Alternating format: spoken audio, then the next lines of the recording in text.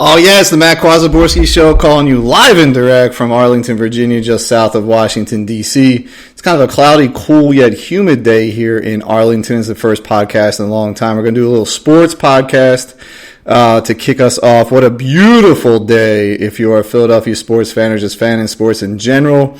We had a little afternoon baseball with the Philadelphia Phillies, who win 5-0 over the Reds, splitting a 2-game series. We have the NFL draft, which I love. I'm a mock drafter from the day the first one comes out to the last minute. The last one comes out. Love the mock drafts. And we have the Philadelphia 76ers taking on the New York Knicks in Game 3, pivotal Game 3, tonight in Philadelphia at the Wells Fargo Center, the WFC. But first, before we start, I'd like to always thank Al Gore for inventing the internet. I'd like to thank my loyal listeners out there and just Speaker Platform for having this. Growing up as a child, way back in the early 80s, yes, I'll date my time, I loved Star Wars, as all kids did at that time. But there was another sort of mythical movie that captured our attention, and that was Clash of the Titans, early 1980s.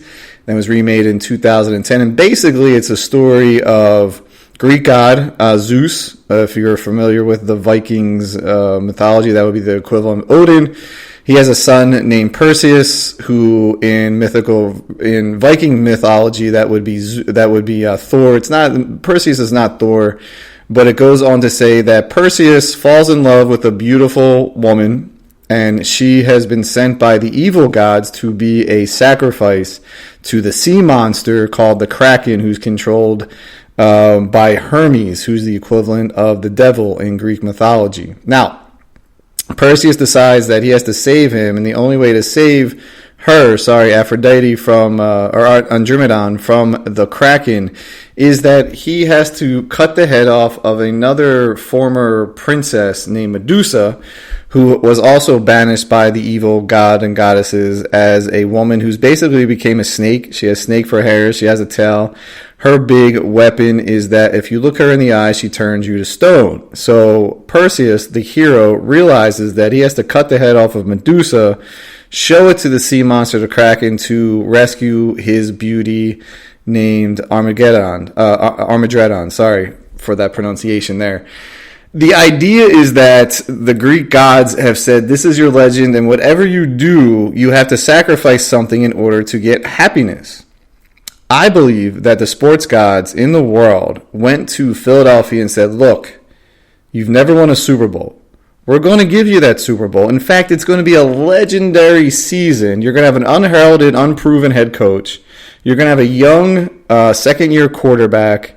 You're going to have a team that's sort of been put together to at least be competitive. And by the way, you're going to win the Super Bowl against the greatest, successful, most winningest team in NFL history, the New England Patriots, who has the best head coach of all time in Bill Belichick and the greatest quarterback and potentially the greatest football player of all time in Tom Brady. And by the way, you're going to beat Tom Brady. Not only will Tom have his greatest Super Bowl statistical game ever, you're going to do it with a backup quarterback, which, by the way, has only been done once in the NFL history. That is going to be your Super Bowl. It's going to be legendary. You're not going to be favored. You're going to enter the season as a, kind of a has-been run, see where this team goes, and you're going to dominate and win all the way there. But the sacrifice is, we will sacrifice Joel Embiid's playoff health. Every time the 76ers biggest star and biggest franchise player since Allen Iverson, one of the greatest franchise players ever to put on a Sixers uniform, and one of the best players in the league and also in the history of the league in Joel Embiid, he will be injured. And we will tell you how he's going to be injured every time. It may not be obvious. And I'm seriously believing that coming into this series with the Knicks, that has been the sacrifice. Joel Embiid is one of the greatest 76ers to ever put on a basketball uniform. He's one of the best players in the league every year. He's up for MVP. And he suffers a knee injury that's been nagging him since last playoffs. Then this year, he suffers some weird freak eye injury, which, by the way, isn't the first time he's ever suffered a weird freak eye injury that was bestowed upon him by his own teammate. If you watch Joel Embiid in Game 1, he seemed to take an inadvertent elbow to the eye by his own player, while that player, Daniel Oubre, was driving to the lane to try to score a basket, and he just hits Joel in the eye. This is after Joel had hurt his knee again, and again, and it's not the first time. When the Sixers made the playoffs, I think 2017, I don't know the season, they had a young player named Markelle Fultz, who went for a loose ball in a playoff match with Joel, and he elbows Joel in the eye and fractures Joel's eye orbit, and Joel wore a mask the rest of the time in the playoffs. Last year, the Sixers, they play the Brooklyn Nets in the first round. He injures his knee. Some guy falls on his knee, or they're going after him. This year in the regular season, his knee is an issue. Comes back for the last 10 games. They win 8 of them. He sits out the last 2 just to rest the knee. He clearly has knee issues, and now he gets this freaking eye injury. If you looked at his eye the other night, if you watched any of the games, he's on the free throw line. That's when you can kind of see him. His right eye blinks, his left eye doesn't. When the right eye opens up, it looks like a kid that just temporarily lost their parents at a shopping mall. It's searching around for something to look at and focus upon, and that's what it looks like. And while Joel went out and gutted it out in Game 2, the Sixers still lost the series. But how many times is he going to have these freak injuries in the playoffs? It's not just materialistically with his knee. And when I say materialistically, like that's an injury. That's a common basketball injury. These eye injuries are not. Infections that he's gotten over the years, they're just not. And I swear that we have sacrificed the Eagles Super Bowl for Joel Embiid's health. Because it's sort of like a slow death, too, right? It's like you're just trying to pinch it in here. It's like a voodoo doll the gods are going to and pinching Joel.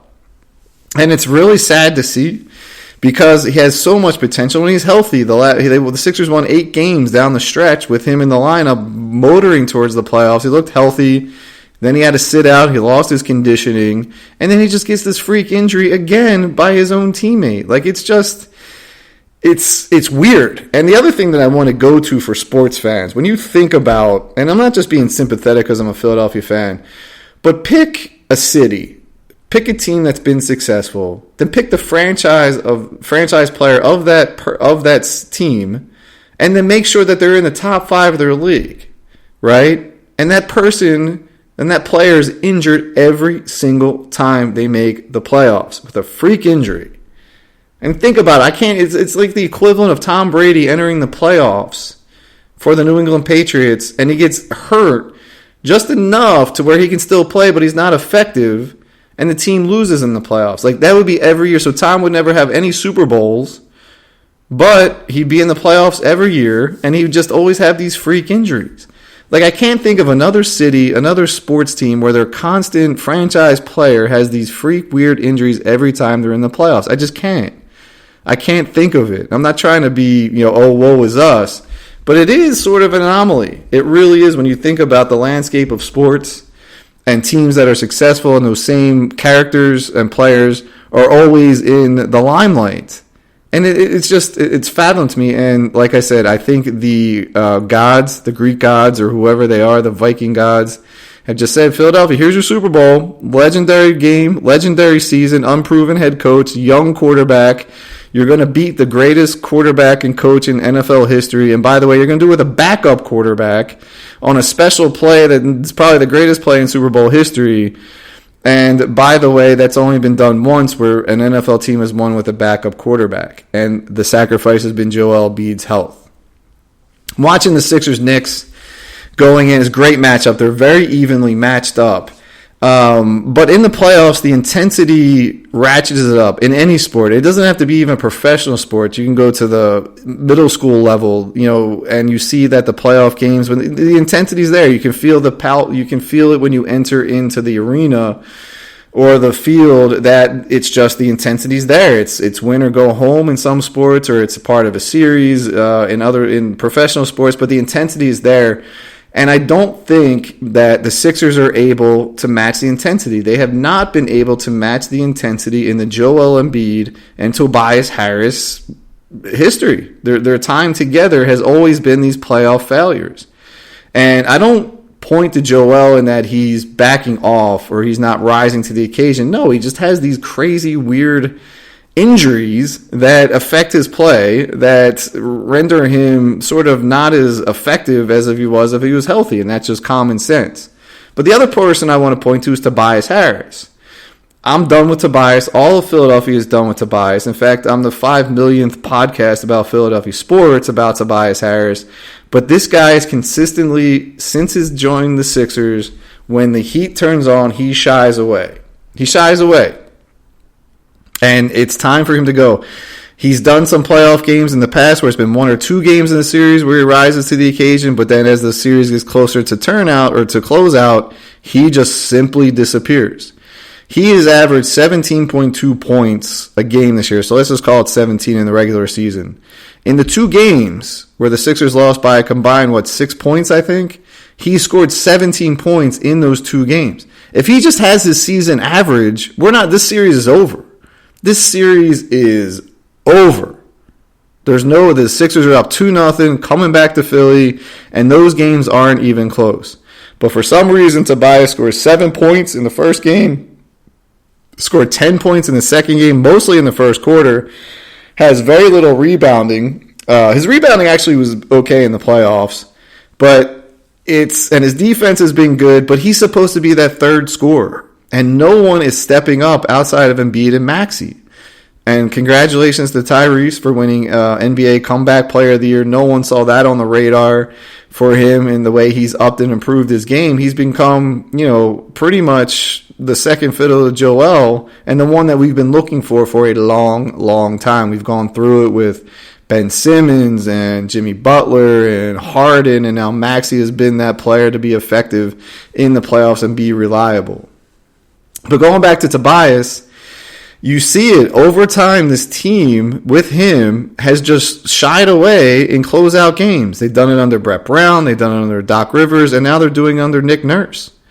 And I love Nick Nurse. I think he's a great coach. He was the right fit for this team. That was one of the best free agent pickups, I believe, that in the NBA last year was getting Nurse, who was let go by Toronto to come to Philadelphia. The team just looks a lot happier playing. There's a lot more motion. Even Joel's non-point stats are up. His assists are up. The team overall has played fairly well in the regular season, as much as they could without Joel. They haven't been as successful because, again, the Maxey was hurt. But again, when you're relying on Maxey or Tobias to be your top 2 scorers, you're not going to win a lot of games.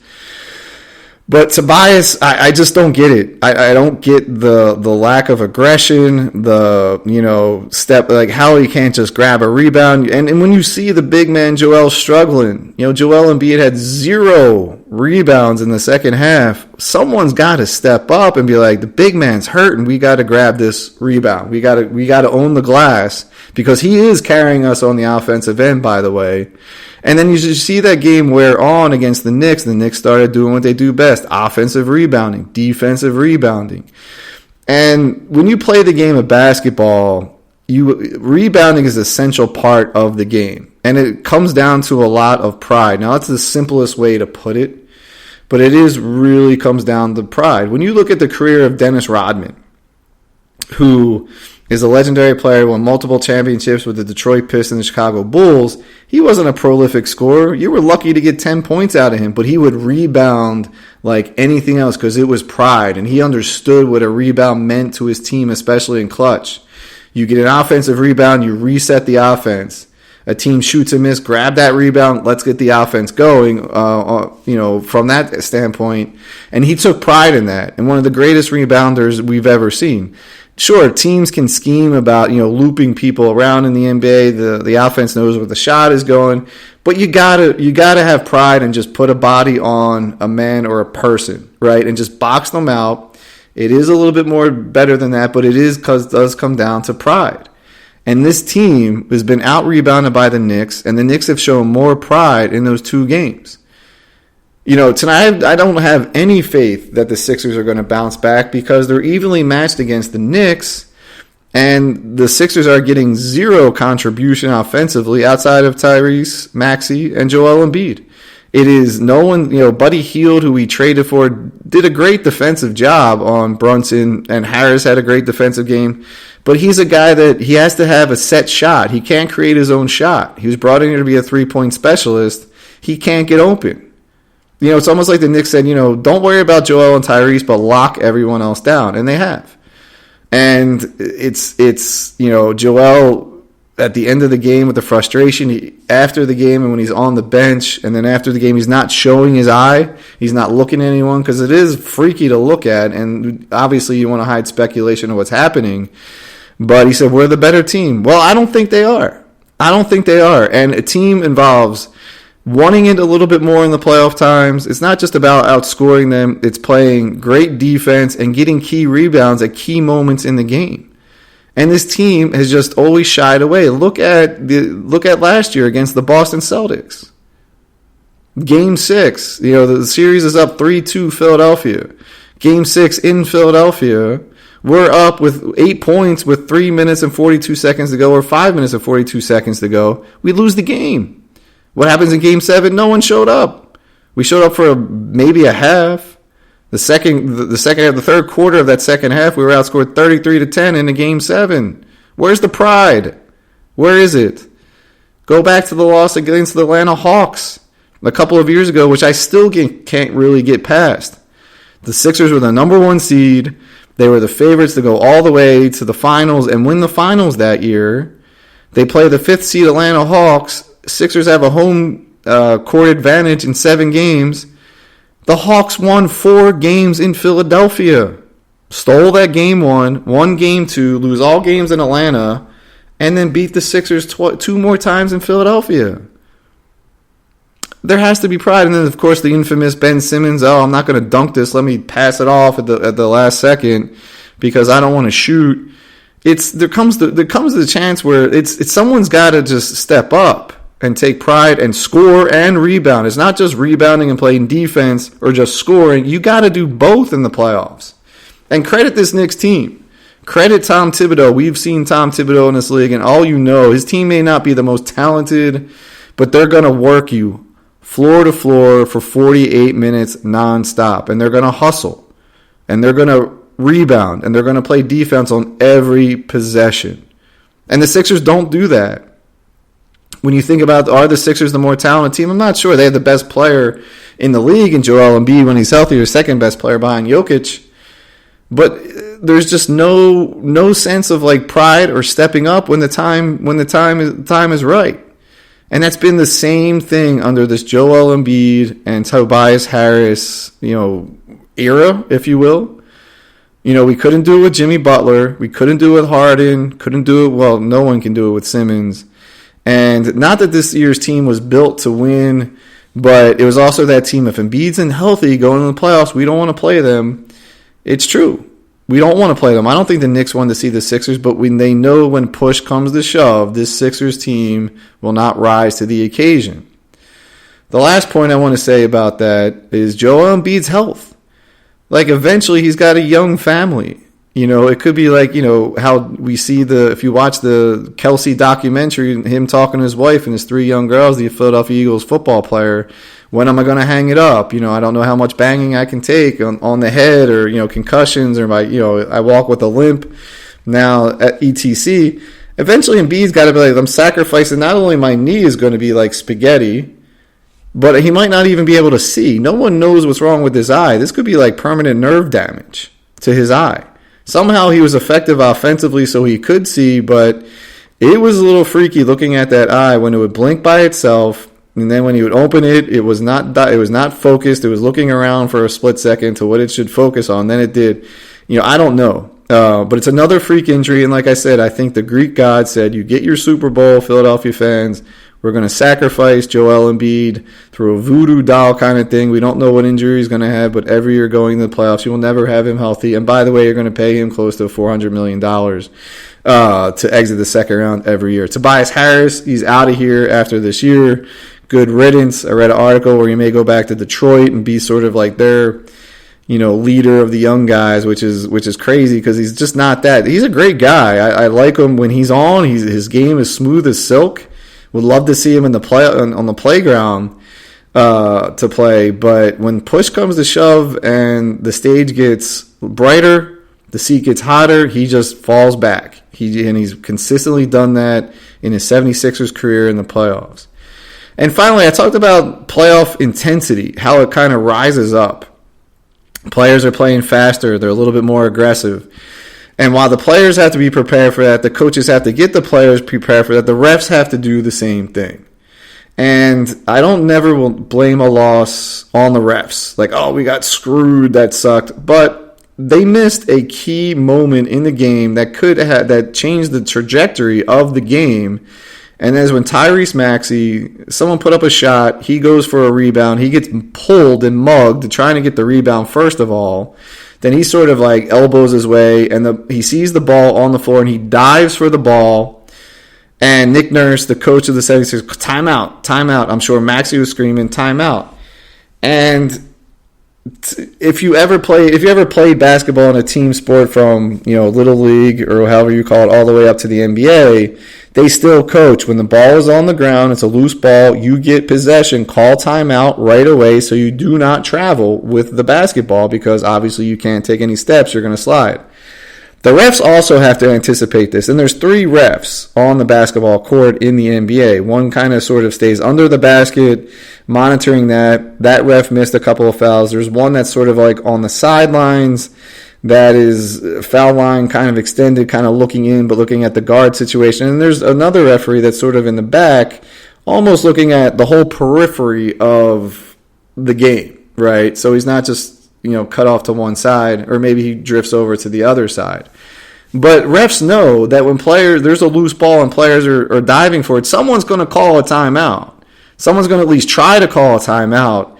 And you have one of those referees, most likely the guy that's like center court there, has to sort of look at the Sixers bench and see Nick Nurse calling a timeout, and they waved it off.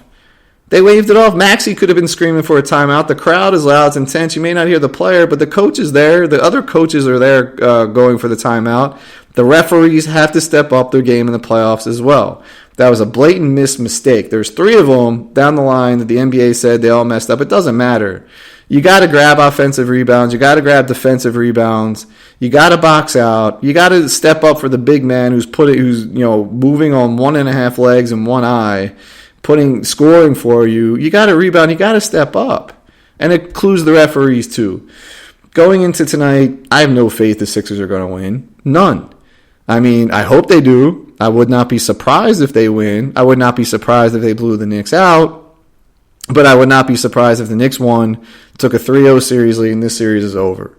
If this series goes 3-0, 3-1, it's over. Because I no faith in the Sixers in a Game 7 when it comes down to it. I have no faith in that. And because they have proved they cannot win those games.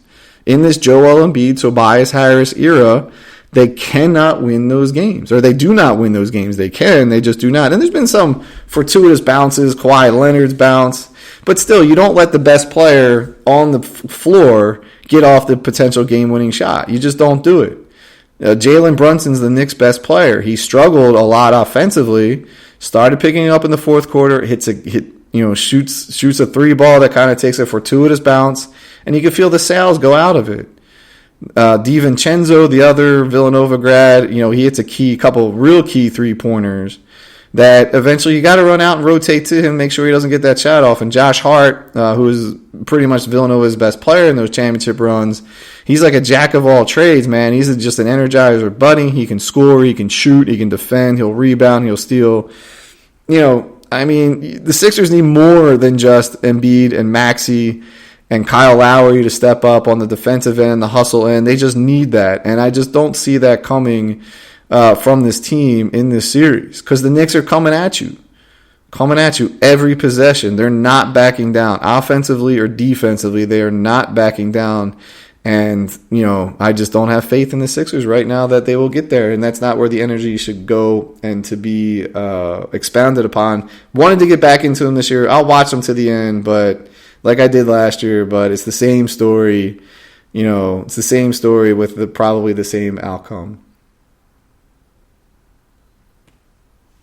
Another team that I mentioned were the Philadelphia Eagles, in that analogy that the Eagles won the Super Bowl. NFL draft time, one of my favorite times of the year. It is, we call it Howie season if you're a Philadelphia Eagles fan, who the general manager is very crafty on draft night. There's speculation he could we have the 22 overall pick. He can move up to 16. He can move up to 12. He can move back. He's on the phones. They're looking at this. There could be a move up for this surprise player. I'm sure every team goes through these different scenarios in the draft, but Howie just seems to make it happen. He always really does. And most likely tonight we have the 22nd overall pick, but we also have two very well positioned second round picks. That's the 50th and 53rd that he can use as ammunition. If he moves up to the player that he wants. Now, looking at the prognostications leading up to the draft, it's looking like the Eagles are going to target a cornerback in the first round, which they have not drafted in the first round since 2002, or an offensive lineman. And the idea behind an offensive lineman that could be there is to create a future potential starter, especially at the right tackle position, where Lane Johnson, the All-Pro, probably the best right tackle in the game when he's healthy. He's 34. He could play a couple more seasons, but we don't know. He's been hinting at retirement the last couple of years. He's had some kind of crazy injuries that he comes back from sort of miraculously each year. It's time to maybe look at his replacement, as the Eagles have drafted for Jason Kelsey's replacement. When Jason has now finally announced his retirement, we have two plans in place there. At 22nd pick, it's not the greatest, but the other option is to stay there and see how the cornerback market falls, or the offensive lineman. Now, the sexy pick for me is Mitchell. He is a cornerback out of Toledo University, Byron Mitchell, I believe. Reason why he's sexy, I think just because he's played for a lower level school in a lower level conference, yet he's potentially could be picked anywhere from 12 all the way down to 25. I've seen him go. What I like about him is that he shut down 5-star wide receivers, I think, at the Senior Bowl. And the Senior Bowl, if you don't know, it's when college seniors, during the NFL playoffs, the college seniors will gather. They'll mix the players up and they'll play them in scrimmages and do their agility. It's pretty much scouting them out for all the coaches that aren't in the playoffs. They can go down and send a representative and see what they are. And he apparently shut down 5 stud receivers from very powerful conferences during the Senior Bowl week. Not necessarily the game, but during the week, and he's risen up the draft charts. There is Arnold from Alabama, who is also, I believe, on the Eagles' target list. There's another Alabama quarterback named Kool-Aid McKinstry, who is not as talented as Amore is the Alabama cornerback. Everyone wants Kool-Aid just because of the name, and of course the radio stations all want him because of the production, marketing, and potential revenue just on his name alone. But I don't see Kool-Aid coming to Philadelphia. There's Nate Wiggins, who is a cornerback out of Clemson, who a lot of people have predicted the Eagles will take if they stay at 22. Fast guy, 4.2 seconds in the 30-yard or 30-meter dash. But small, very light, very small. I'm not sure if he can match up against the prototype NFL receivers, whose star receivers are getting stronger and bigger, it seems like, every year. There's Cooper DeJean, who is a cornerback sort of safety out of Iowa. He's also picked very great fundamental player when it comes to the cornerback position, but also someone that doesn't have the speed maybe to last with the NFL. But I think he would be a good pick there as well. But the sexy pick is Mitchell, and I hope the Eagles move up to get him. There is a couple of the offensive linemen that they're looking at, some out of Georgia, some out of Alabama, some out of Washington, some out of Washington State. And there's one guy named Mims out of Georgia who a lot of people are saying, man, he's got all the tools and the talent in the world. He's just only played 7 games in his career or last year. The Eagles have another story about an offensive lineman who didn't play very much, didn't do much scouting on him, and that was Andre Dillard out of Washington State, who the Eagles traded up in the draft a few years ago, I want to say 2018, 2019, and he was an absolute bust. Andre was released by the Eagles, it wasn't released, he played out his rookie contract with the Eagles, barely started, barely played, goes to the Titans, signed a big mega deal, doesn't last more than 2 seasons. I think he started a year and a half, and now he's on Green Bay. And when those guys don't play a whole hell of a lot in college, I don't care what school you go to, it's always a red flag for me. I don't care about the potential. If you like his potential, take him if he's there in the 4th or 5th round, but not in the 1st.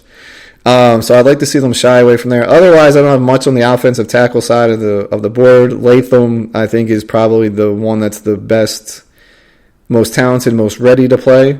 And they say the guy that you can kind of plug in at right guard until Lane's ready to retire and then move him over to tackle. That could be the scenario as well. But it seems like the prognostications are cornerback or offensive lineman. And, of course, there's always the defensive lineman thrown in there. Who knows? There is a guy from UCLA who's been projected to go to the Eagles or mocked. Excuse me. His name is Leteau. But Leteau has a neck injury. He's had neck surgery, and I would shy away from that. The Cowboys, they have very few players that I enjoyed watching play, and they had a linebacker named Van Der Esch, who played, and when he played, he was all over the place, but a neck injury slowed him down. And this is just recently. He just had to retire from the NFL because of his neck injury. Just wouldn't let him play anymore. And I think if you take a guy like Leteau from UCLA, you will have pretty much be in a similar circumstance. My rule with the first-round picks are that I want a guy you're going to pencil in the starting position, and actually write them in ink for the next 7 to 10 years. I want them here past their rookie deal. I want them starting as much as they can and play. If they can play to an all-pro level, that's great. I don't expect that. But I want them coming in for 7 to 10 years and be a starter as a first-round pick, because if we're going to invest that high of a pick in you, we want you to do it in return. And the Eagles, recently, their first-round draft picks haven't been all that great in terms of longevity. I'm happy to see that they signed Devonta Smith to an extension, and we'll talk about the ramifications of that coming up and what the Eagles' culture is. This is Matt Kwazaborski Show. 6:30 it is, 32 minutes into the podcast. And going back to the NFL around the league with the draft, we're going to talk about quarterbacks, not cornerbacks, but quarterbacks with a QU. It seems like the consensus that Caleb Williams out of USC will be the number one overall draft pick, and he's been sort of touted that way ever since he left high school and then went to University of South California, USC. Didn't win the Heisman, didn't have a great year as a starter this year, but the Bears have decided to move on from Justin Fields as they traded him to the Pittsburgh Steelers, I think about a month ago. And that's sort of paving the way and ending the conversation who the Bears will take at number one. The Bears' history of quarterbacks has not been very good. It was kind of interesting looking at their franchise quarterbacks. They really haven't had one since Sid Luckman back in the Depression days and World War II days, really. And and when you do look at the roster of quarterbacks they put out there, it's true. It's true. It's right up there. So Caleb most likely will go there. Number two is the team around here, the Washington Commanders. They most likely will take the Heisman-winning trophy quarterback out of LSU, and that is Jaden McDaniels, who transferred from Arizona State and goes to LSU, and his game just exploded under Brian Kelly and his offense. He is a great passer. He is a fantastic runner, but he plays a little bit like deer in the headlights, risk taker kind of thing. I think you can harness that a little bit. It's almost like if Cam Newton could throw the ball but was like 100 pounds lighter. That's pretty much the way I see McDaniels. He can run. He's fast. He's quick. He can make guys miss. He can throw the ball better than Cam Newton ever could. So that could be a potential franchise pick. And again, the Commanders tipped their hand when they traded their second-year quarterback, Sam Howell, out to Seattle to clear space for McDaniels and not to have that sort of quarterback controversy between Howell and McDaniels. They did sign former Eagle backup quarterback Marcus Mariota, who might be the starting quarterback day one for the Washington Commanders. And then pick 3, 4, 5, and 6 is where the draft could get very interesting. So pick 3 are the New England Patriots, who need a quarterback but need a lot of other help. The pick 4 is the Arizona Cardinals, who have said they will stick with Kyler Murray as their quarterback. Pick 5 are the Chargers, and pick 6 are the New York Giants. So let's look through each of those situations, starting with the Giants. The Giants have a dearth of talent in the skill possession level, especially since they lost Saquon Barkley to the Philadelphia Eagles. The Darren Waller may never play football again. He's the tight end who's oft injured. Great tight end. Wide receiver, I couldn't name you one wide receiver on the Giants. So that means they really don't have much. They did sign Singletary from the running back from Houston, the Texans. He's actually pretty good. Buffalo, but had a good 1 or 2 years down there in Houston. And they have Daniel Jones, who was drafted with the 6th overall pick a couple years ago. Led the Giants to the playoffs 2 years ago. Got a victory over the Minnesota Vikings, and then they thought, Daniel Jones, this is it. We got our guy, does well, comes in this year, hurts his neck, tears his ACL. Who knows what's going on with Daniel Jones, the much maligned quarterback up there in the New York Giants. So I've seen if they stay at 6 and all quarterbacks are off the board, they could go wide receiver, which could land them Marvin Harrison Jr. out of Ohio State. Or the LSU wide receiver neighbors that's coming up in the draft, like rising very, very high, very, very fast. And LSU has had a recent history of wonderful wide receivers, Justin Jefferson, Jamar Chase, just to name a couple. And they have Brian Thomas Jr. is another LSU wide receiver that's supposed to go in the first round. Arizona and New England have positions. New England apparently will take a quarterback if they stay at 3. Again, I'm not sure that's what they should do, but they probably will do that. It's going to come down to Drake May of North Carolina or J.J. McCarthy, the fast riser from National Championship, University of Michigan. I don't know much about Drake May, but I know he went to North Carolina. The last time there was a heralded North Carolina draft pick drafted so high that teams were leaping over Patrick Mahomes to get to this North Carolina quarterback, that was Mitch Trubisky. Trubisky was drafted by the Bears. Didn't last long there. Went to Buffalo, went to Pittsburgh. I think he's back in Buffalo. He's just the consummate backup. But that's not what you want after your number 2 pick is to draft a backup quarterback. That's not the objective there. I'm sure May is a little bit more talented. I'm sure teams are a little bit weary of the Mitch Trubisky effect, or the after effect, since he was not a successful starter in the NFL.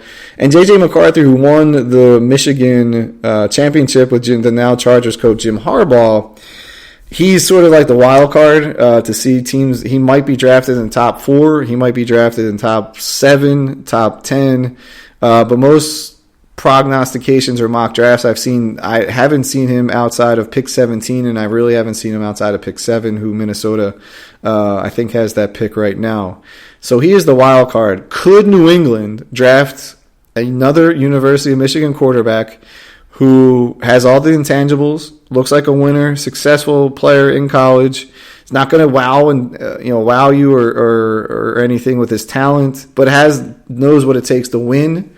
I think the Patriots thought they were getting that in Mac Jones, and that was an abject failure.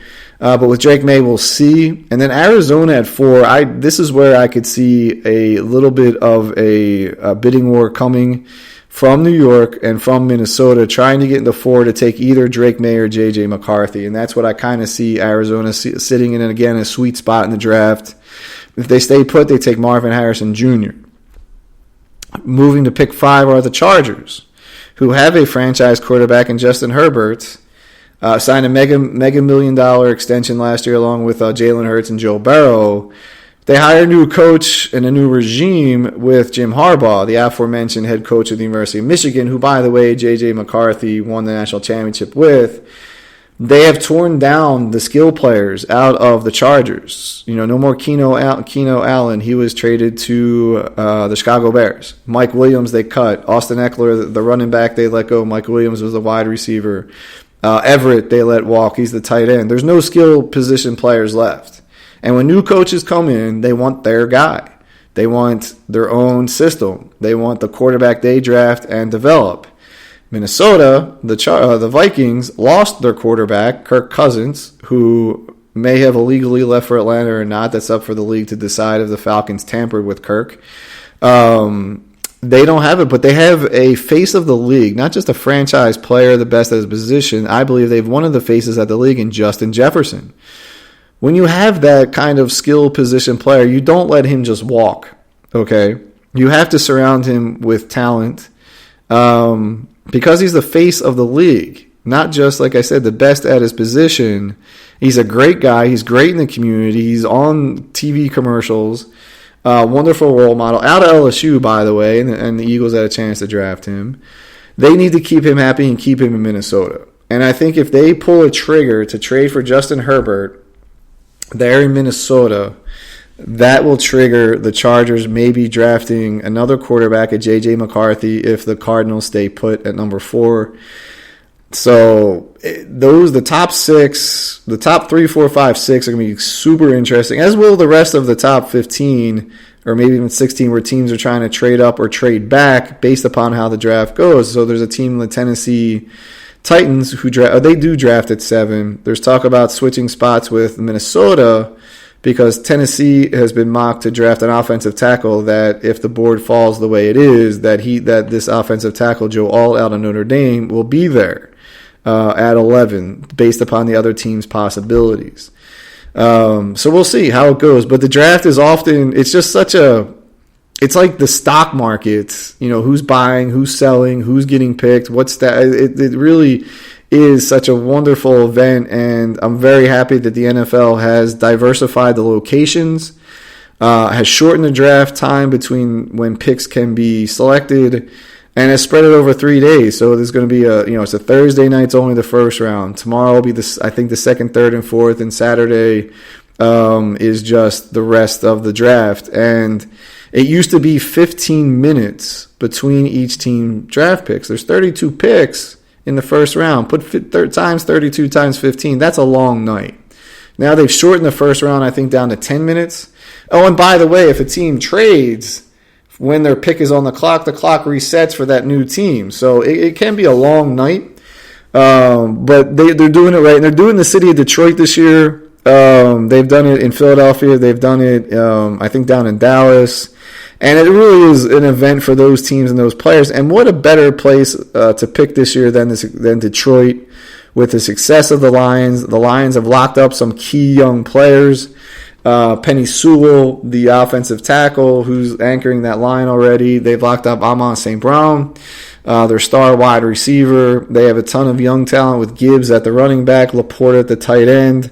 Their offensive line I think they have the highest paid center as well. I think his name is Riggles or Riggleman. It's just a great story, Detroit. And now the draft is going to be there. And it's not just about the team and the fans. It's also the city.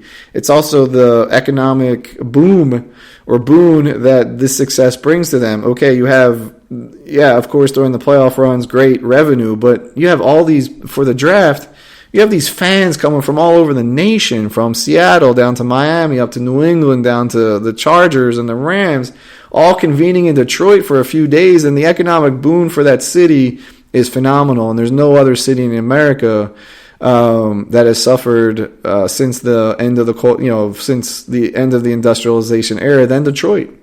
Go listen to Eminem's raps. Go look at films of Detroit from the 1950s to the 1980s and 2000s, and it really is a sad, sad story to see how it has just been dilapidated and is made up and is coming up now thanks to the success of the Detroit Lions. It's Matt Kwazaborski Show, pivoting from there to baseball.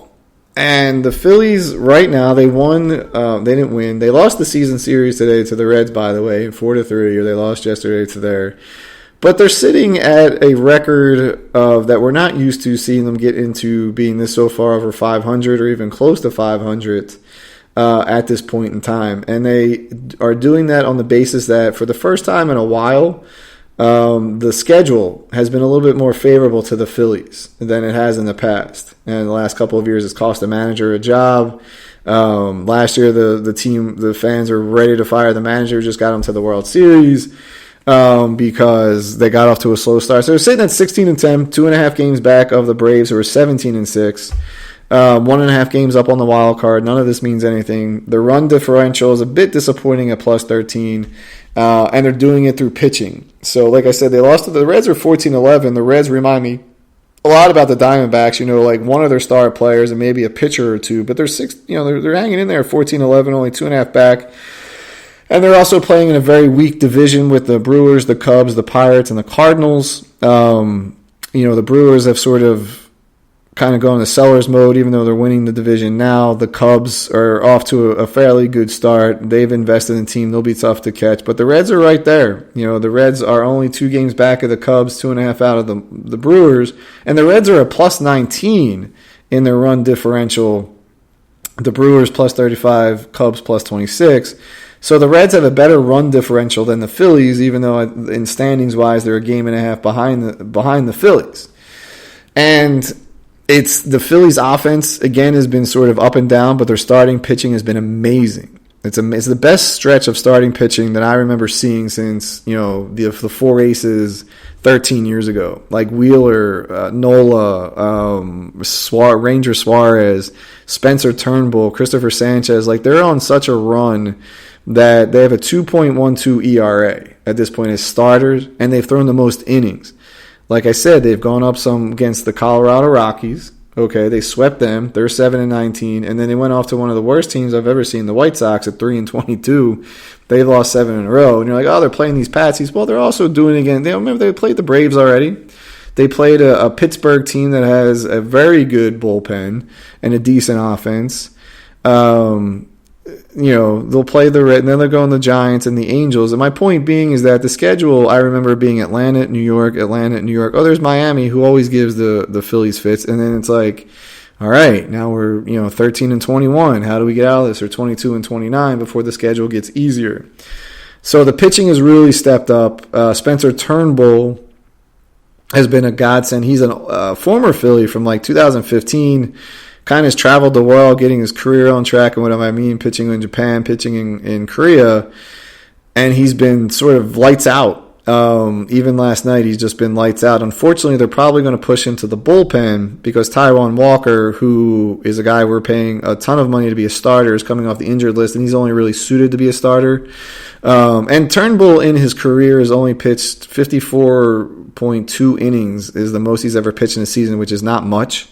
So his arm is not used to being stretched out like a starter's would be, going 6-7 innings each time. Or maybe it was 154 innings. It just wasn't a lot of innings. And I think this bodes well. I mean, if you put Taijuan Walker in, there's no expectation on him. If Walker gives you 3 solid innings, you could bring Turnbull in for another 3-4 solid innings. Sir Anthony Dominguez, think he's gone. He's been a much mercurial reliever. One of these guys, when he has his stuff, he's electric. 7 out of 10 times he doesn't have this stuff. I don't think he has a mental head for it. But the other night, take last night. They're up 3-1 against the Reds. The Reds are pressing a little bit. Comes in the in the sixth inning. The sixth inning, up 3-1, just get us through an inning. Gives up the lead. Like, this is the 6th inning. It's not a huge pressure situation. Like, just get out of it. He couldn't locate his out pitch, the slider, so he's relying on all fastballs, and the Reds were just ready to tee off on this. I don't know if it's injury. I don't know if it's his head. I don't know if he's shot. I don't know. But he has a 10.72 ERA, and it's time to move on. It could be, or put him on the IL, figure out what's going on. But even still, when he was healthy, he was electric, but he could never pitch 2 days in a row. He was either fatigued, or his mental capability to come back 2 days in a row was just never there. It was just never there. Good showing from Keekering. Today he pitches the 7th and the 8th after Wheeler, who pitched very, very well, but not dominant that he usually is for 6 innings. Keekering comes on and pitches a great 7th and an 8th inning. And they close it out with Jeff Hoffman, who is a great story, former Red, former journeyman reliever. He comes to the Phillies last year, sort of was one of the stabilizers in that bullpen, had a very good year, have an extremely good year this year, and he has that intensity to be a closer. And I think you have to have a mentality to do that that Sir Anthony doesn't have. And I think he could be one of the 2 closers. I see him and Alvarado, depending on the matchups, being the closer situation. And if Hoffman continues this run that he's on, I know what Alvarado can do, it's going to bode well. They're on a road trip now. Like I said, they split 4 in Cincinnati. They should have won 3 out of 4. They go to the Giants. The Giants are sitting there at 12-14. They always give the Phillies fits. They're also a -20, and their top 2 starters are on the injured list, including Blake Snell, who they signed at the beginning of the season. But they're 12-14 with a -20, which means they have some pitching. The Phillies never fare well against the Giants, whether it's in Philadelphia or San Francisco. And then we go to the Angels, and Angels are Angeling, right? This is what they do. They start off, have a fairly good April, fairly good run. Actually, they're not doing so well. They're 10-15, only 3 games out. But Mike Trout, the local guy, is just tearing the cover off the ball. He's on a pace for 65 homers and 160 RBIs. And there's much speculation what the Angels will do with him, what he wants to do with him. I'm not sure he's the type of guy that will ask out.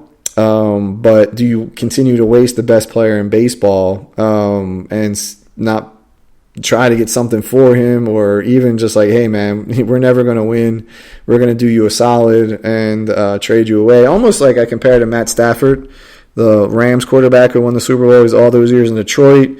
Always played at a high level, always played injured. Trout does get injured a little bit, but, always stuck his head down, never complained. And, gets the trade to the LA, and it's benefiting both franchises for lack of better terms, both the Lions and the Rams, or it did help the Rams. Matt Kwasaborski Show, first podcast in a while. Wonderful night tonight if you're a sports fan. Got to sit back if you're a Sixers Knicks fan. And what I love too is that you have the New York Philadelphia rivalry kind of sparked up again. And in a basketball sense, the Knicks and the Sixers have not played each other in playoffs since '89.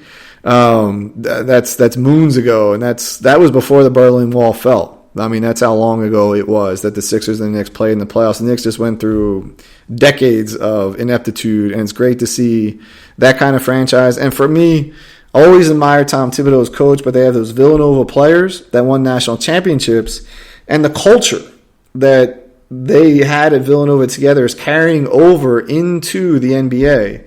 And the Wall Street Journal did an article yesterday about the Knicks, the NBA way to win didn't work, so they're trying it the college way.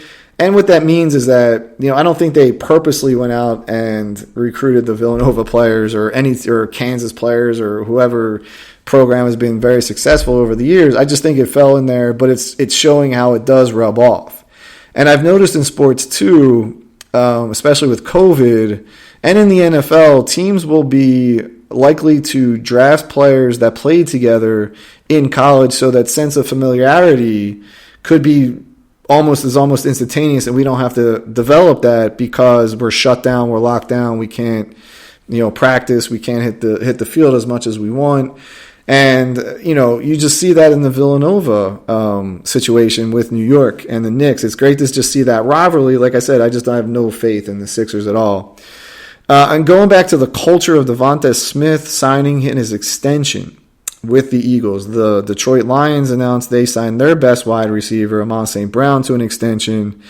2 other receivers out there that do not have an extension is CeeDee Lamb with the Dallas Cowboys. And what has Dallas done this offseason? Absolutely nothing. When they promised, they said they're going all in.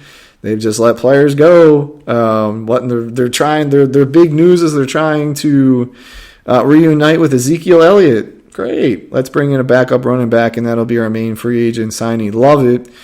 CeeDee Lamb, I don't know if there's been any contract talks with him. I think he was drafted, the year before Devonta.